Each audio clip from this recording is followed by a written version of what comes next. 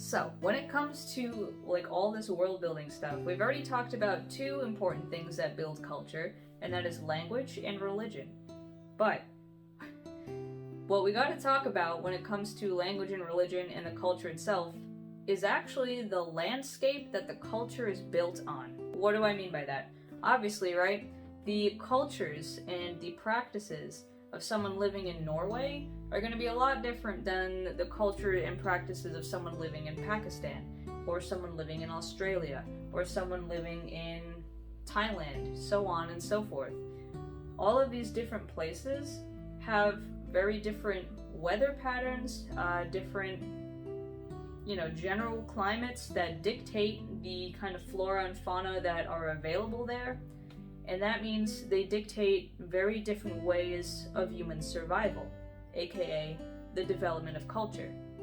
When you have native Alaskans like the Inuit who don't have a lot of sun for like a good portion of the year, thus making it very difficult to grow food, I mean, you're going to have a very different and very more hunting-based culture than someone who's living in the jungle where there is continuously some kind of fruit or whatever growing because it's always warm and it's always sunshine and it's always, other things like that. That's just how the world turns. They'll get very different cultures and very different ways of carving out not just survival but a way of life depending on what kind of landscape they come from. And this matters in world building, right? Because clearly it wouldn't make sense for a desert-based culture to be celebrating something like Yule, which requires pine trees. Pine trees do not grow in the desert. The type of land they're living on is going to change everything, from their language to their religion to their practices to the way they dress. Because, for instance, if the sun is always beating on you, it makes a lot more sense to wear something that puffs away from you, drapes down, and keeps the sun from directly touching your skin. In colder places, it's going to make a lot more sense to put on a ton of thick, heavy, furry layers and to get things that really strap to your body, like socks and leggings, because you want to retain as much heat as possible. And when I said flora and fauna, it's going to also dictate what they can make from the surroundings, right? So what kind of berries do they have, and how are they using them to make color? What kind of animals do they have, and how do they incorporate those into their decorations? For instance, if you look at Highland, you'll see that they're using these deer antlers. If you don't have deer in your country that you are creating, it's going to be very odd if someone walks in looking like that. It matters because continuity is the most important thing for a fantasy, science fiction, or horror reader. The second you break that immersion and you pull them out of that story because of some inconsistent detail like that, they're not going to be able to really suspend their disbelief and settle into the environment you're trying to craft for them. Once they start noticing those inconsistencies, that's all they're going to be focusing on, and they're going to be looking for a lot more the more they go through your book. They're going to be saying, why does this kind of person need these things when it doesn't line up with anything that they're doing? There can definitely be that kind of cross-cultural sharing and other things like that, but if you've got a pine tree in a desert and there's no one from a pine tree type of country, it's not going to make any sense. And so just as I was saying way back when in my video about how I build languages, likewise, if I'm taking something like Turkish for inspiration, I'm also looking at something like Turkish culture. I'm looking at their food, I'm looking at the way they dress, the climate, the landscape, because it's all kind of something that, in my mind, is related.